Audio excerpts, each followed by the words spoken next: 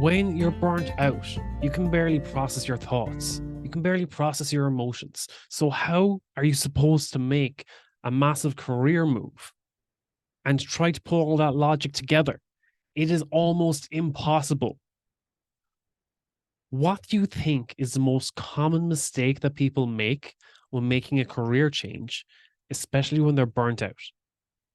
On today's episode of Give Yourself Some Leeway, I'm joined by Troy Heiner, a career change expert. And we talk about all of this and how people hold themselves back when it comes to making a career change when their current job no longer serves them, and how to position yourself as an expert and springboard yourself into your professional success.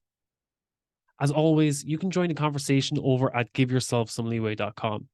You can reach out to me, send me a voice note or a DM on Instagram at eugene.leeway. And I really hope that you enjoyed today's episode with Troy Heiner and how you too can accelerate your career growth and transition into a job that serves your potential. Troy, welcome to Give Yourself Some Leeway, and thank you for taking the time today to join the show. Thank you for having me, Eugene. This is my pleasure. So, tell me a little bit about your background and what got you into coaching, and Sure. why do you do what you do? Okay. Well, I spent 37 years working for the federal government, and I worked for 3 different agencies actually during my career, all of which were part of the intelligence community. And I had the opportunity to do lots of different things in that career. I worked overseas. I worked at different field sites. I had lots of different types of jobs and responsibilities. When I graduated from college, actually, I started working for the government when I was still in college as a co-op student, as an engineer. But then I kind of moved more into project management, field engineering, like building things physically with my hands. That was fun, but also kind of frustrating and tiring. And then I started getting more into budget and project management and then personnel management. And for, I guess, the latter half of my career was mostly spent being a manager of fairly large organizations. At one time, I had over 300 people that were in my organization, and I managed. There were 4 branches, so I had 4 direct reports, and actually a team of like 6 other advisors that I also managed. And then there were over 300 people in that organization. It was mostly contractors, but quite a few civilians and quite a few military folks. So I certainly experienced my own burnout when I had that many people that I was responsible for, and the people that I was responsible for also were dealing with burnout. Working for the federal government in the organization I did was a fairly stressful, fast-paced kind of operation. I think one of my bosses during this time said that we have 7 number 1 priorities, and any one of those 7 could be the number 1 priority of the day. But when you walked into work that day, you didn't know which one it was going to be. So it was really difficult to operate when you just did not know what your focus was going to be that day. And by the time somebody told you, it might have changed. So, it was just a very difficult place to work, and expectations were high, right? Failure was not an option. That kind of terminology was bandied about a lot when you're working in the Department of Defense and the intelligence community. But failure did happen fairly regularly, and then you had to deal with it when it did. And that was always stressful and led to burnout as well. So I guess the thing that really did it for me and caused me to completely change my perspective on things and take a different approach for the latter 8 years or so of my career was I had spent one of those days where I was in project project review meetings. These happen quarterly, and they would take up a week or two every quarter, where I would be briefed on the successes and challenges and failures of 60 some odd projects for over the span of those 2 weeks. And it was meeting after meeting after meeting all day long, no lunch, no bathroom break, no drinking water. I was held captive for the entire day by the prime contractor that was managing all these projects. And by the time I got back to my office and wanted to actually have some conversations with my people to find out how their day was going and what I could do to help them, I realized that this was yet another day where I spent all day doing nothing to help my people. I was managing things, and I was not leading people. And I just made the decision at that point. It's like, I don't want to do this anymore. I don't want to be a mid-level manager anymore. I want to do things that help people be successful in their career aspirations. And so that's when I started the journey of becoming a coach. I didn't even know that's what I was going to end up being at the time, right? I just said, I'm tired of spending all of my time and energy basically having the same meetings every quarter and not really feeling like things are progressing. Uh, and I certainly didn't think I was living in alignment with my own personal values. So, um, so I went to my bosses and said, I'm done doing this management thing. I want to do something else. And at the time, I had spent a lot of time doing technical recruiting, going on college campuses and trying to recruit people to come to work for the agency. And I said, well, we have this critical work role that we need to fill. People who are experts at developing capabilities. So software engineers and analysts and people who are good at writing code. Um, and and we used to be an employer of choice for people with those skills, but over time,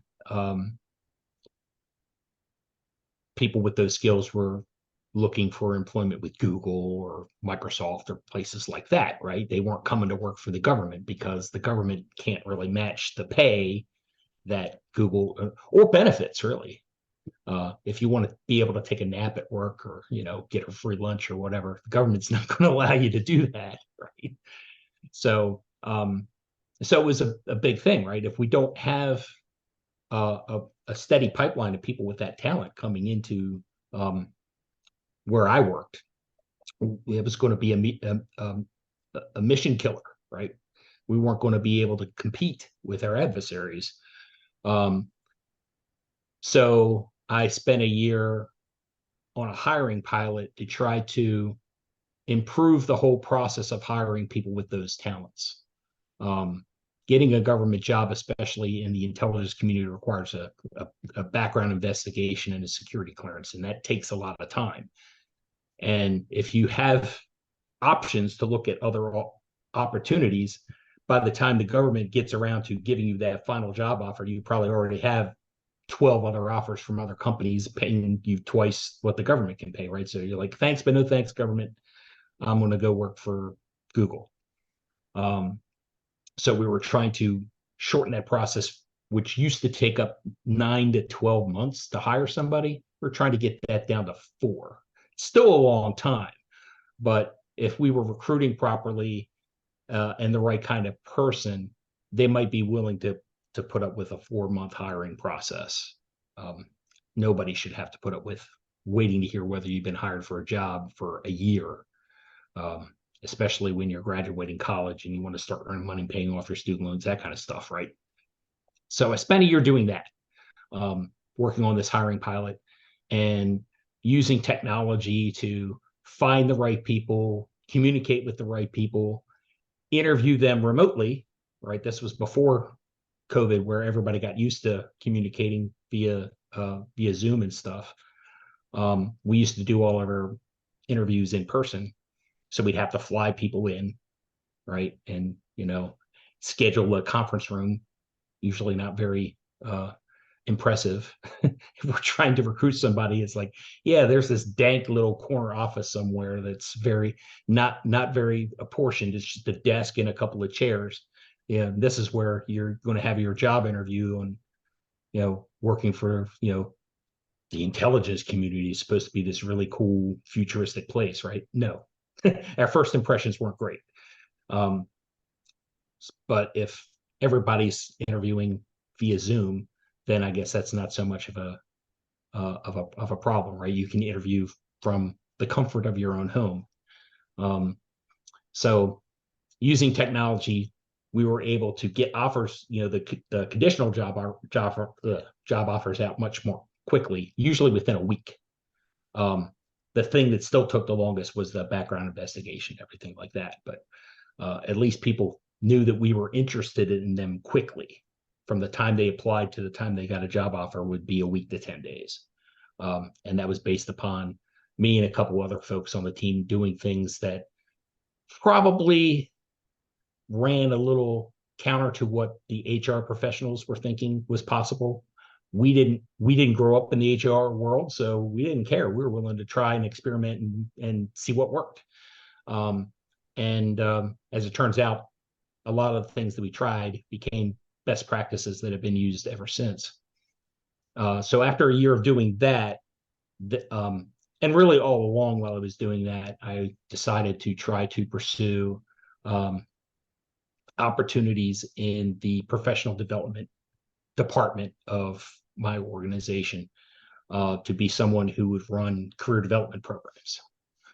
And so I actually ended up getting one of those positions because I kind of made a sweetheart deal for them and kind of for myself as well, by combining two jobs into one.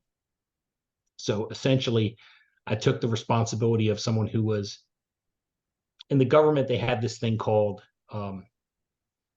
SARS, Senior Advisory. I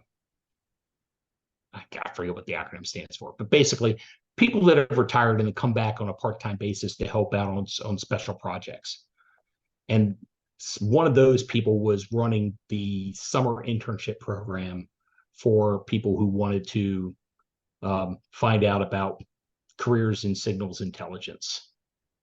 So I took that job, and I also took the job that was for mid-career professionals it was a program to take people who were technical experts and turn them into technical leaders so they could pursue leadership opportunities. So I took both of those jobs, combined them into one, which was a sweetheart deal for the organization, right? It's like, hey, you're getting, one person's doing two jobs, so that saves us a billet, right? So it was good for them, but it was good for me because I got to work with people who were in the middle of their careers trying to make a career change, and work with people who were trying to start their careers and trying to get a career with the government. So it kind of gave me multiple perspectives on how I can help people navigate those critical inflection points in their career. And I could use my own experience from working from three different agencies, different assignments, all kinds of different things that I did was actionable and relatable advice that I can give to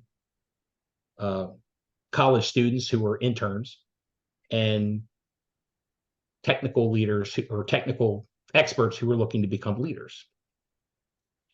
And so that's what I did for the last 4 years in my career, as I ran those two programs. And I guess I should also say that part of how I was able to find that position, co-create that position, was because right before I quit being a mid-level manager, I was offered an executive coach. So this was the first time I ever had any coaching. And I saw the value of it. It was very helpful to me to have conversations with someone who wasn't my boss, who didn't work where I worked, who was giving me just, reflecting back what I was saying to them and giving me some things to think about. And it's like, oh, well, I never thought of pursuing that kind of opportunity before. I never thought of being a coach, even though that's kind of what I've done with people who I've mentored and advised throughout my career. And so it's like, I guess what I am, what I've always been, is a career change expert and a coach. So when I retired from the government, I decided I was going to start my own coaching business to help people change careers. And originally, I was focusing on veterans because um, I saw when I worked for the government how challenging it was for veterans, people who were in uniform who wanted to continue to work for the government, the kinds of stuff that they had to go through in order to basically come back and work for the government as a civilian. It was unbelievably burdensome and complex, I think, because it used to be easier and people abused the process, and now they made it hard, right? So people couldn't just um, you know walk out one day in uniform and walk in the next day as a civilian, and getting paid more money to do it, right? To do what they were doing as a uniform person. So um, so veterans definitely have unique challenges and struggles, and especially if you've been in the military and you were like a helicopter repairman or something like that, or a maintenance person. How do you translate those skills into something that's in the civilian work world, right? What kind of experiences can you reflect on your resume that are going to get you good job opportunities? And the one thing that I've always known about veterans, anybody I've ever met in the service, is everyone from the lowest enlisted person all the way up to your highest ranking NCOs and officers. It's always about leadership, personal leadership to start with, personal responsibility, and then just being part of a team and being responsible for each other. And anyone can take the lead at any point in time depending on what the mission um, requires, right? So it's like, well, you need to accentuate your leadership skills on your resumes, because that's what really translates into the civilian workplace, into any workplace. Really, it's always about leadership. So that's where I've been trying to focus on, like I said, with the mid-career development program that I ran, is how do you take your technical knowledge and marry that up with the skills and the experiences that you have, the natural strengths that you have from birth, really. I mean, there's some things that people are just innately good at. Like me, I've always been good with numbers, which is kind of why I always got sucked into doing budget stuff at work. I was good at it, didn't like it, but I was good at it. So yeah, that's how do you take those things and decide what it is that you're going to um, determine. Well, you know what your values are, you know what your passions are, you know what your skills, your experiences, your strengths are. How do you take that and forge that into an opportunity to have a short-term and long-term career? And that's really kind of the whole um, basis of the coaching program that I'd be doing for folks looking to make a career change, or to change their, to go from being employed to being retired, or to go from being in the military to being a veteran, right? Getting out of the service. Those are major changes in life and career that I think I can help people with. I think one point That that was a you made lot, there, wasn't yeah, it? the one point that you made there, I definitely want to touch on, is that you said that when you burnt out and you realized that some of the people in your team also had burnt out, was that a discussion that you could bring up working for the government or working in intelligence? Was that a conversation that they were open to having, or was that seen as a lesser priority? Not initially. I think certainly after 9/11, um, again, it's like failure was an option, high paced, high stress environment. Um, those kinds of discussions were just tamped down, right? It's like, you know, I had a boss that said, it was famous for saying, she would say it over and over again: the agency works best under stress. Because recent examples show that when we needed to do something, we burned the midnight oil, we ordered the pizzas, we brought it in, we stayed until midnight, 1 o'clock, 2 o'clock in the morning, and came up with a solution to the problem that was right in front of us. And we would do that over and over again. And we would have lots of mission successes, and we would get a lot of acknowledgement from downtown or whatever. It's like, you guys are doing a great job. But you can't sustain that. You can't stay in a constant state of stress and be productive. At some point, you've got to sharpen the saw, right? You can't just keep whacking away at the tree with the same tools and expect that you're going to have the same results. Um, so, so I would say to her, it's like, only for a short period of time can you be stressed. At some point, you have to rest and recover. And I never shied away from having unpopular opinions at work, and so that may have led to some of my own self-induced stress and burnout, because I didn't shy away from speaking truth to power, which is why there's kind of a maverick component to my coaching program. I tell people, if everybody's doing this, that's probably not what you want to do. You want to be somewhat outside of the mainstream with your approach, because if you're trying to do what everybody else is trying to do, the competition is too great, and you're just going to get lost in the numbers and in the noise. You want to look for a way that you can distinguish yourself. And do you find a lot of people, when they're in that position, as you said, they're feeling stuck, they're feeling burnt out, they're probably looking for that change? What do Right. you feel is the biggest mistake people make when they're put in that position? Well, that's kind of what I was alluding to, is doing what everybody else does, um, and not asking for help. That's the biggest mistake, not asking for help. If you try to do what you think needs to be done, you're only looking at it from your point of view, from your perspective, from your base of knowledge, and that's limited, right? So that's part of where coaching comes in, mentorship comes in, right? You need wizened counsel that can say, well, that approach might work for a while, right? So are you thinking short term, right? Do you just want to get a new job to escape the hellscape that you're currently in?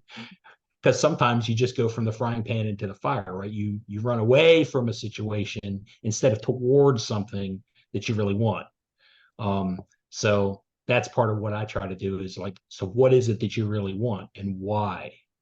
That's one of the things that one of the first exercises I have with my clients is, ask yourself why you want something multiple times until you get down to the real heart of it.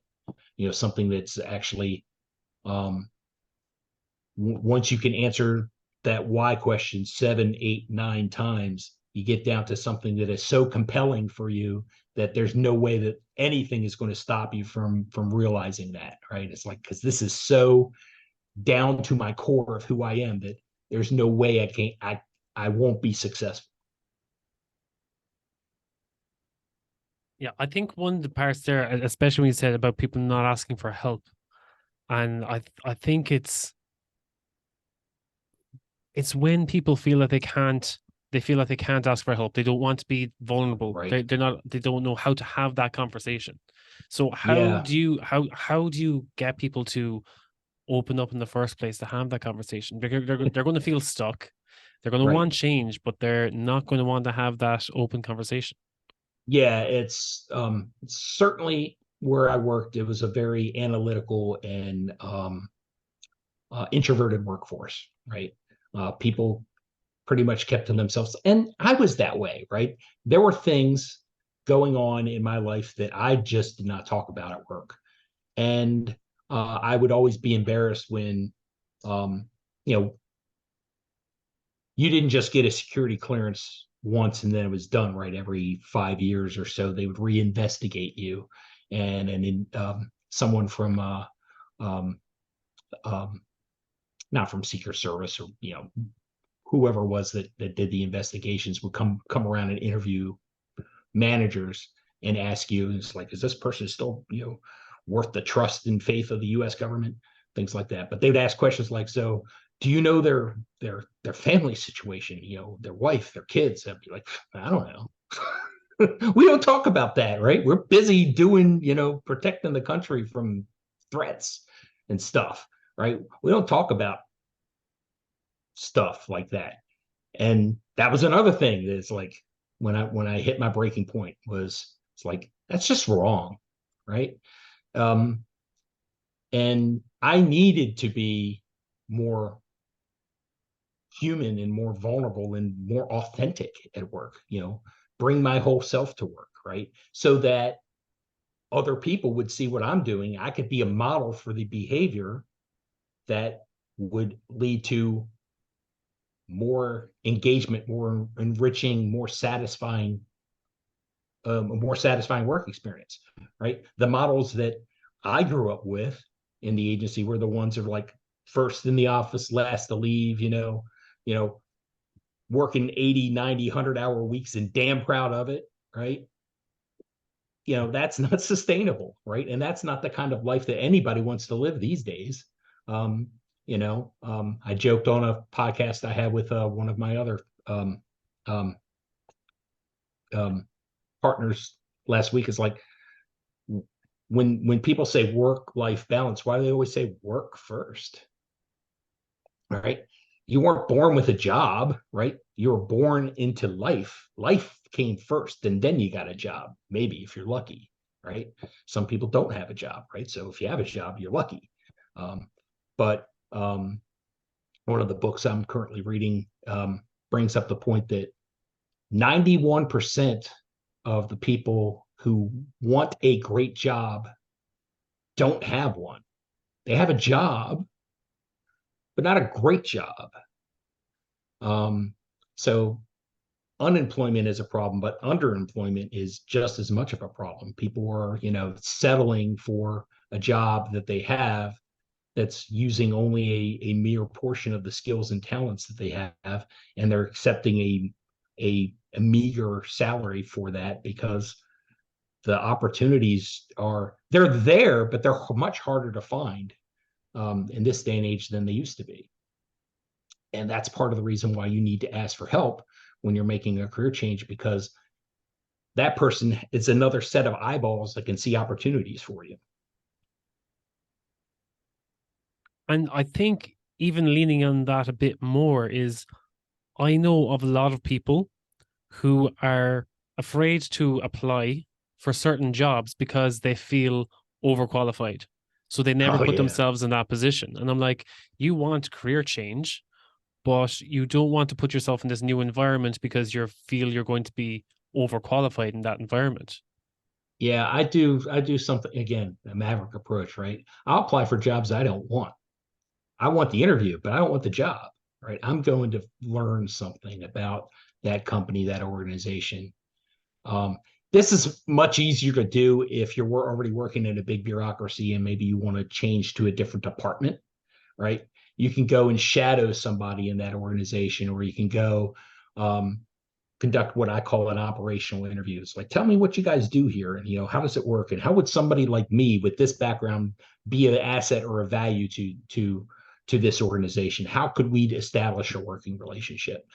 How Because really what you're doing is you're extending your personal professional network when you have conversations like that.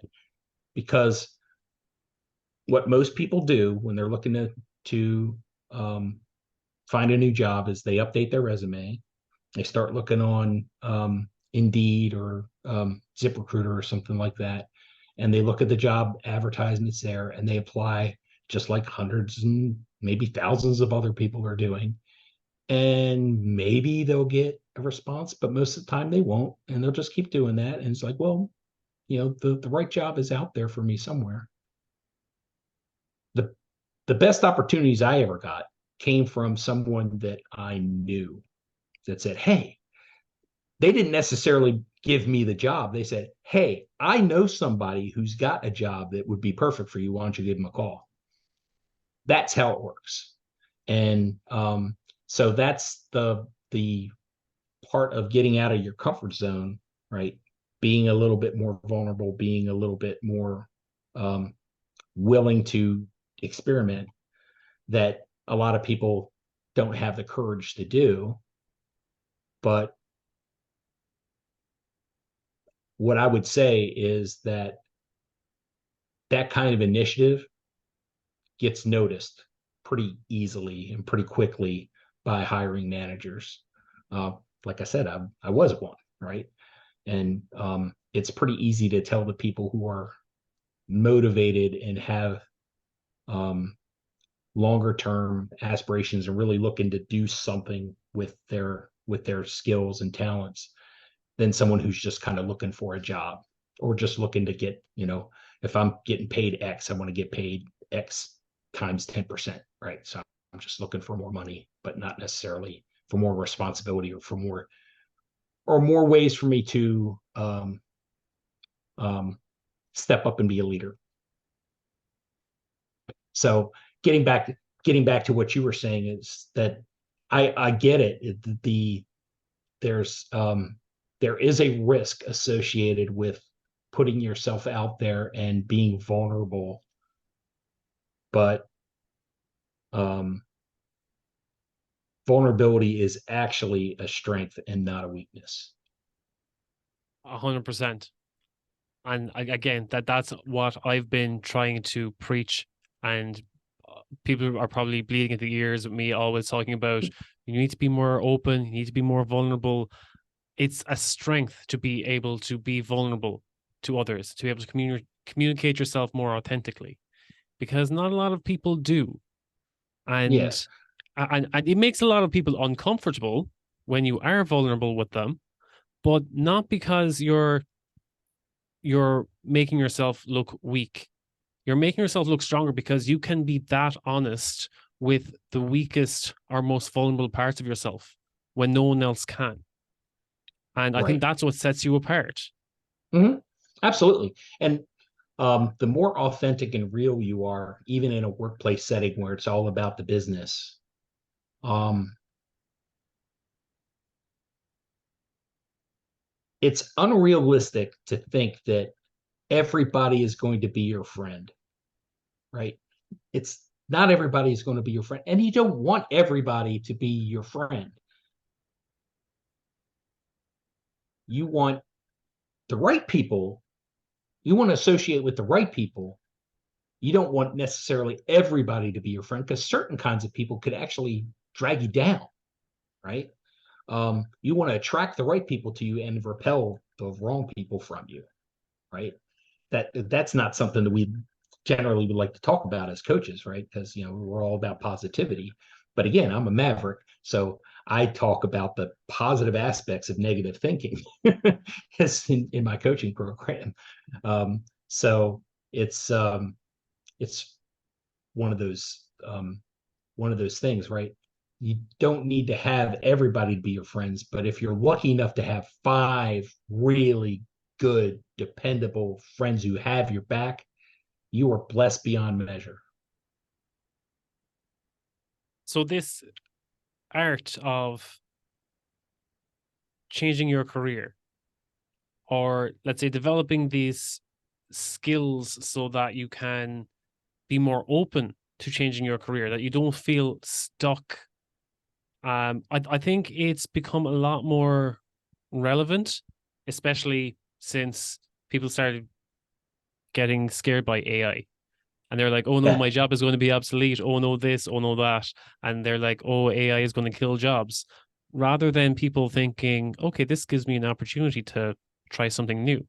But I right. feel a lot of people, and you're probably inundated with people saying that they have no future in their career path.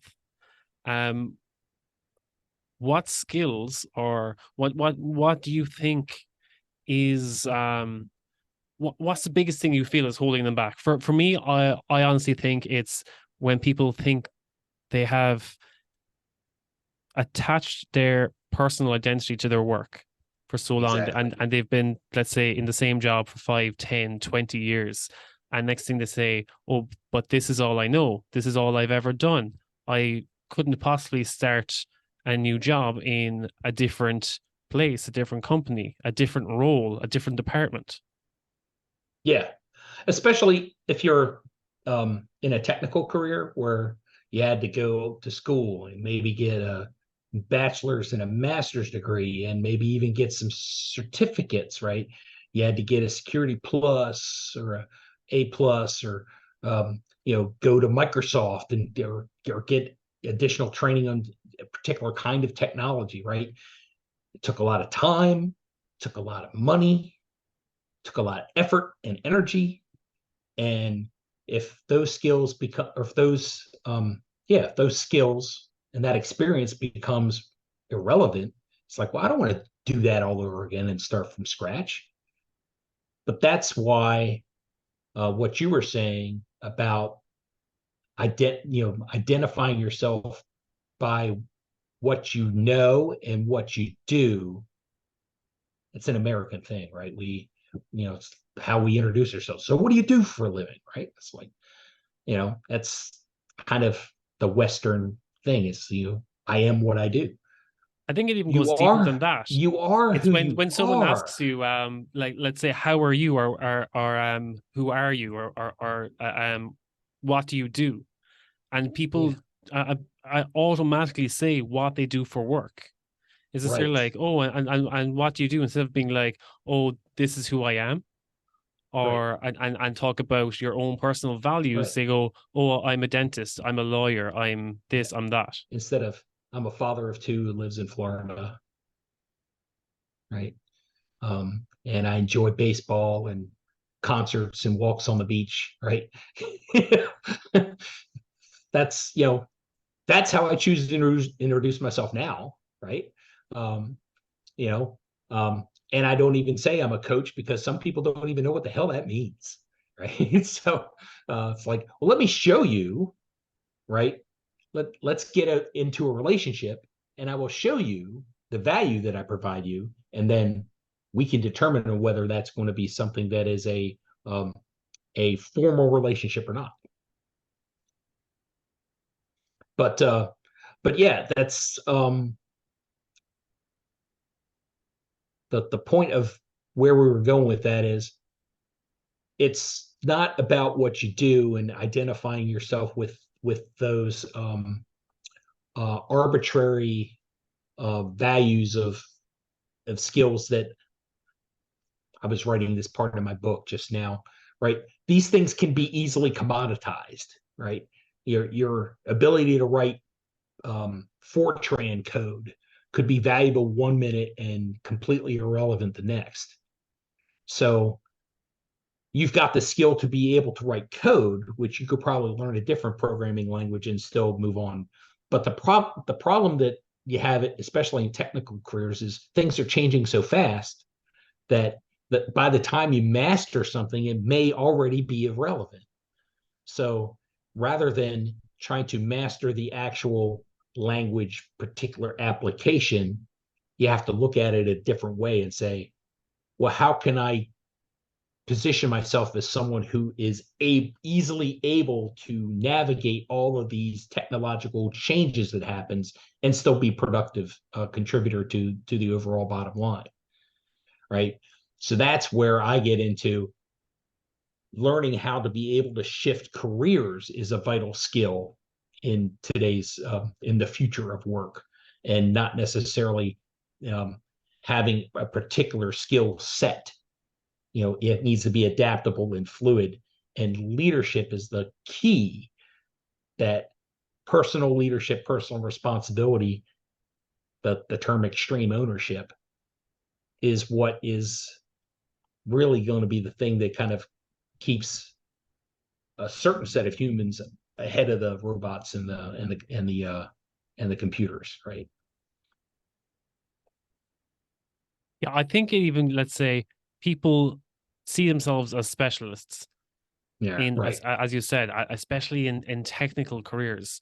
And they feel, okay, I've specialized in this for the past 5, 10, 15 years. So I need to find a career as a specialist in this very specific, very, probably a very niche subject. And they're Right. like, oh, I can't find an exact title in on LinkedIn. Yeah. And next Yeah. thing, instead of looking at it more broadly and being like, okay, I have all of these, let's say, specialist skills, but you've probably picked up other, let's say, broader skills in the way. You probably picked up leadership, communication, Right. adaptability for going from project to project, Hmm. and time management. All of these things do come into play as well. And it actually came up very recently for me. I did a complete career change in my day I job. know.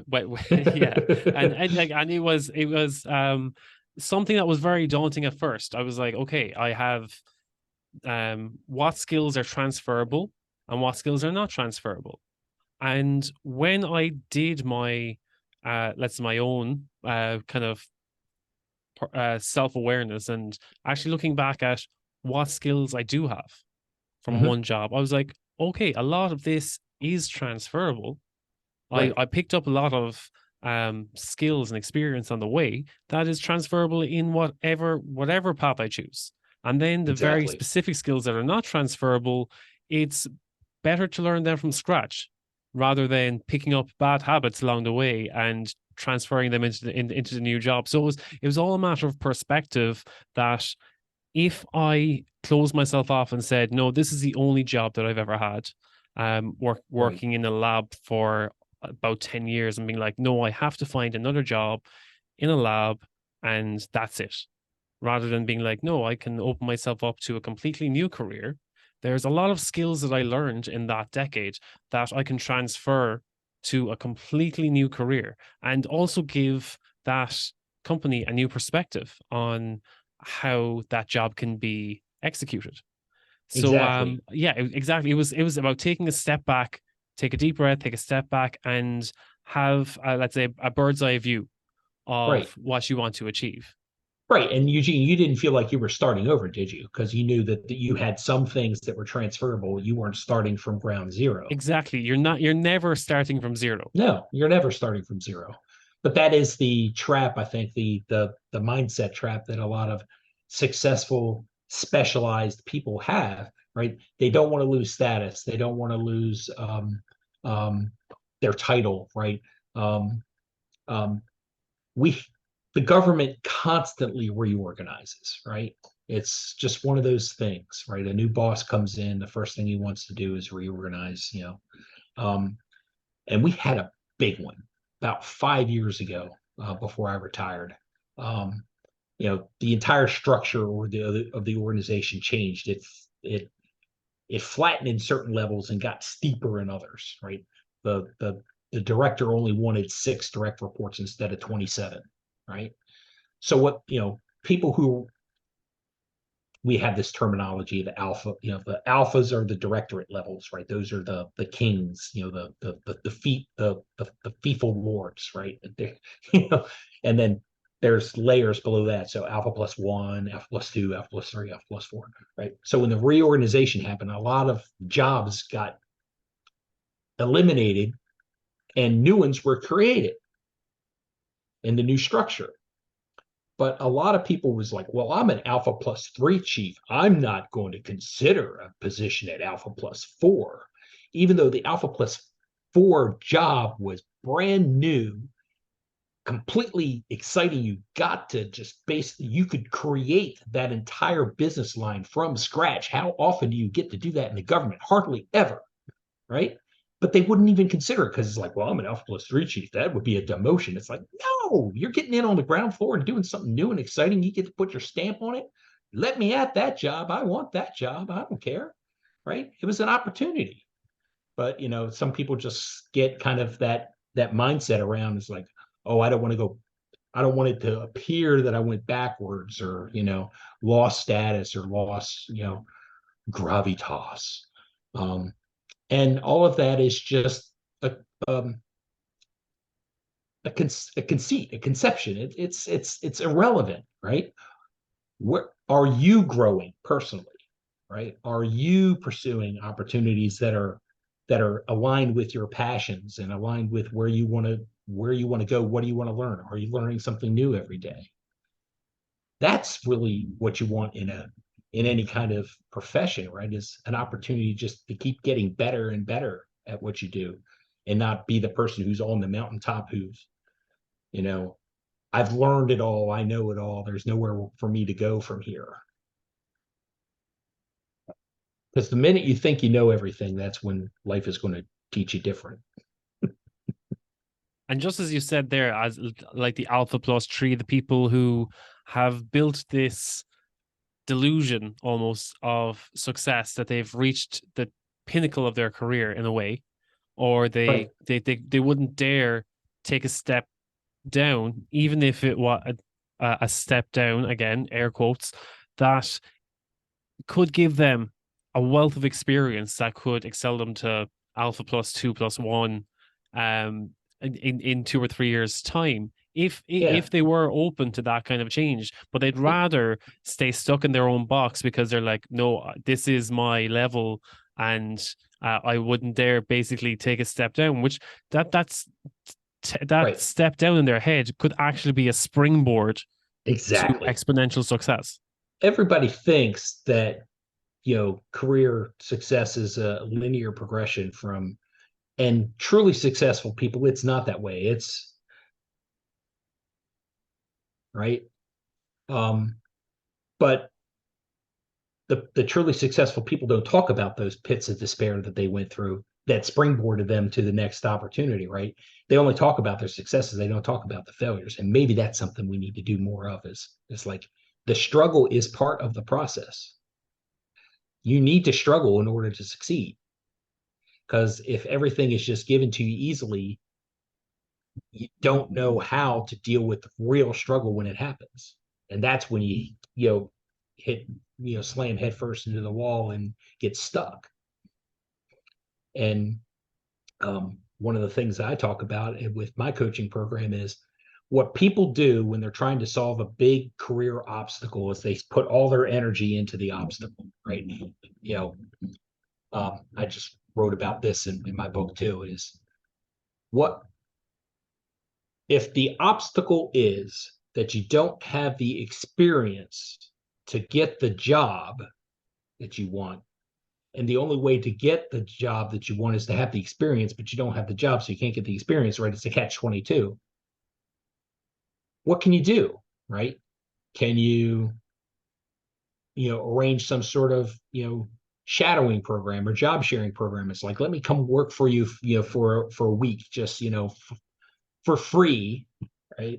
It's being willing to work for free, although you don't have to, but the willingness to work for free is what, again, it's that initiative that's like, the leaders in the organization be like, this person really wants to work here. Let's see what we can find for them, right? They have the aptitude, they have the drive, they have the initiative. Um, yeah, let's see what we can find, right? And it may not be the greatest job to start with, right? It's the whole, start in a mailroom and eventually you make it up to the C-suite, right? But you got to start from somewhere, um, and you got to be willing to start from those kinds of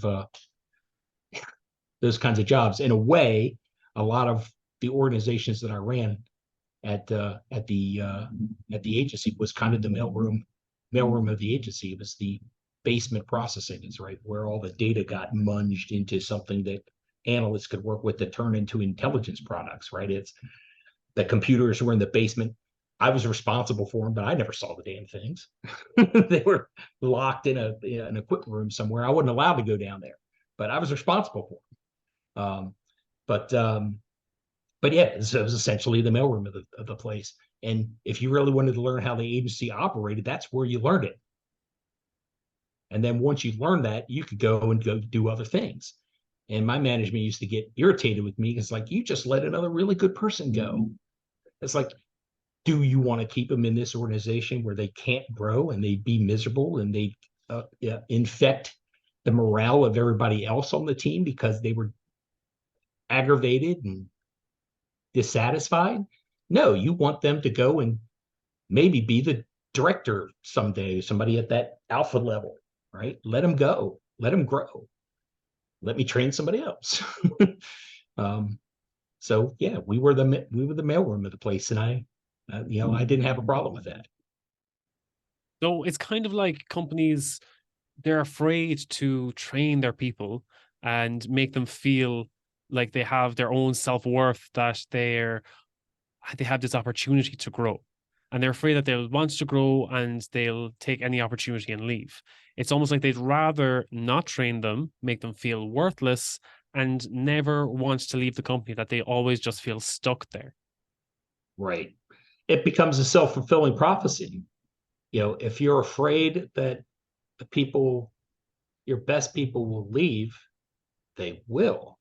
That's what happened a lot in the government, right? Is um, people with the skills and the ability to pursue opportunities outside of the government, they did. Once there was a saying that once you started looking, you were gone, right? Because someone was going to make you some crazy, ridiculous offer, 3 times your current government salary, and you'd be stupid not to take it. And they would.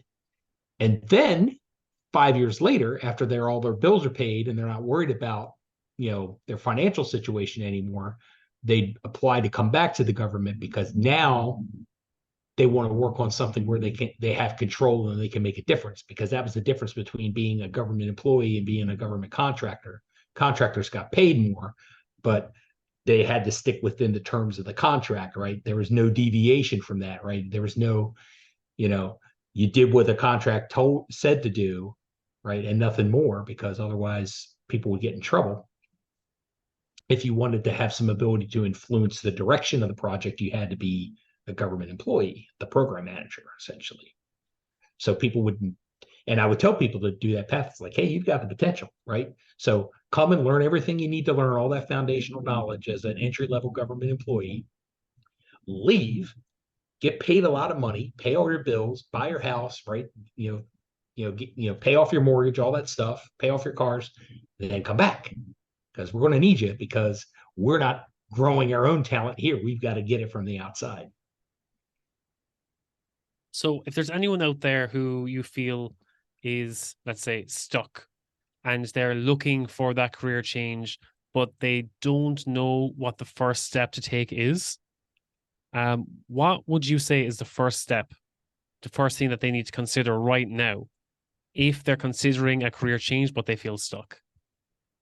Yeah, it's really, what is it that you want and why? Performing that self assessment, that self awareness, right? What is the value uh, that I have, right? Not just to myself and to the people, that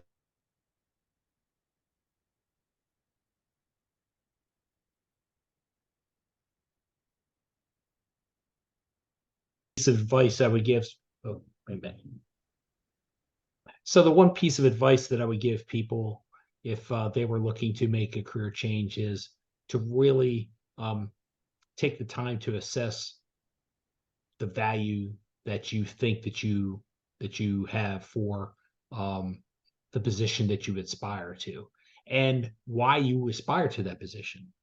Right? It goes back to what I was saying about asking yourself why numerous times until you get to the real heart of why you want to do something. Um, really take the time to assess your skills, your talents, your values, your strengths, your passions, your energy sources, right? What types of jobs would energize you? What types of jobs would drain you? Um, and yes, ask for someone to be a sounding board for you to see if there might be some biases or some false beliefs that are getting in the way of the pursuit of the kind of job that you really want for yourself. Yeah, that resonates a lot with me, especially where I was asking myself all those whys. And my word for 2023, my power phrase was growth. Any decision I make has to be around whether that's education, information, who I spend my time with, what I eat, even. It's like, is this helping me to grow in some way? And what it came down to was I was like, why am I so obsessed with growth at the moment? And I was like, is this just because I'm a high achiever, and is this a sense of success, achievement still coming through me? And it all came down to, I want to have impact on others because I found that's what fueled me. That's what drove me to once I realized that I was having influence and impact positively on others and helping them to grow. I realized that's what I got my job satisfaction out of, my sense of fulfillment. And Exactly. when I found out then that I kind of had to take a step back from the role that I was in, and I was like, why do I do this job? And the answer I gave myself was because it's all I've known for the past 10 years. It's comfortable, it's convenient. And I was like, okay, comfortable, convenient, and it's pretty much all that you know for the past 10 years. Are they factors for growth? And I was like, okay, no, they're not. None of those are congruent with growth. And I found that I was like, okay, I need to put myself in a completely new space where I feel I can grow, where I have room to grow. And that's when I started considering my career change. And then because I was so focused on that growth, and I knew that it couldn't come from a space where it was convenient, where it was comfortable, and anything that was incongruent with what I valued, that helped me to create a framework of what I wanted in Right. this new role, and to help me get unstuck. So yes, I think asking five whys is the what's mostly talked about is using the five whys, but I kept going deeper. I was like, but why? But why? Kind of like a But why? toddler. You have to be like Yep. your inner toddler who keeps on asking why until you're red in the face and you're just like, because that's how it is. But the toddler doesn't accept that as an answer. That toddler is going to keep on asking why 1,000 times. Hmm. Right. And that's kind of it, right? You kind of have to adopt the mindset of a child if you're doing something new, right? Because children like to experiment and explore. Everything is new, and they have um, they're curious, right? They want to know why things are the way they are. They want, you know, um, they haven't learned enough to place a value, positive or negative, on anything yet, right? It's experience, right? And so that's one of the things that you have to unlearn some stuff if you're going to explore a new opportunity, because sometimes that hard won knowledge is actually getting in the way of a future opportunity. As I already alluded to, right? If you're the expert in something and you're afraid of losing that, you probably are going to lose it at some point. Um, you know, things change too fast in the technological world.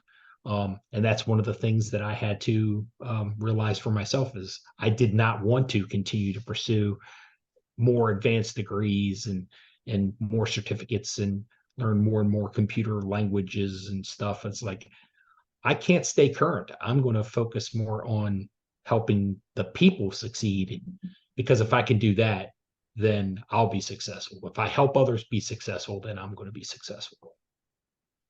So if anyone is currently asking themselves all those whys right now, and they finally come to that final why or that final reason, what's the best way for them to get in touch with you with that final why? Or maybe they don't know how to ask themselves all those whys, and Right. maybe they need someone to, like you, to ask them why and get down to the root cause. What's the best way to get in touch with you, Troy? So I'm easily found on LinkedIn. That's one way to get in touch with me. My business is TFH Transformations LLC. So if you search for that, you will easily find it. I also have a Facebook group called Purposeful Pathways for Mid-Career Mavericks. And that is where um, other people that are in my circle of trust are contributing their experience, their journey on um, finding more purposeful work for themselves in the middle of their career. And I post a lot of stuff there. Um, and I've got a blog that I'm not sure what the address of it is yet. The team is still working on it, and they haven't shared that with me, but that is something I was hoping was going to be live by the time we had this conversation. But it's a brand new site, um, and that's where I'll be posting additional articles and stuff, um, excerpts from my yet to be published book, um, things like that. Awesome. When Um, you get me that link, we'll stick it in the show notes. awesome. Yeah. Because hopefully I'll find out soon, and then I'll be able to share that with you, and then that would be the easiest way to get in touch with me and see if there's some aspect of my experience that could be helpful for people that are in that um, inflection point in their careers where you're kind of stranded on the mountaintop and don't know where to go. That's awesome, Troy. Again, great having you here and give yourself some leeway. And again, thank you for your time, despite the Florida storm. Yeah. The weather behind me is not the weather that we're currently experiencing here in Florida, but it's that time of day where it's like you can set your watch by it and cue the thunderstorm. Um, but I really appreciate the opportunity to talk with you, Eugene. This has been a really excellent conversation, and I hope that anybody watching it gets lots of value from it, because that's why we do it.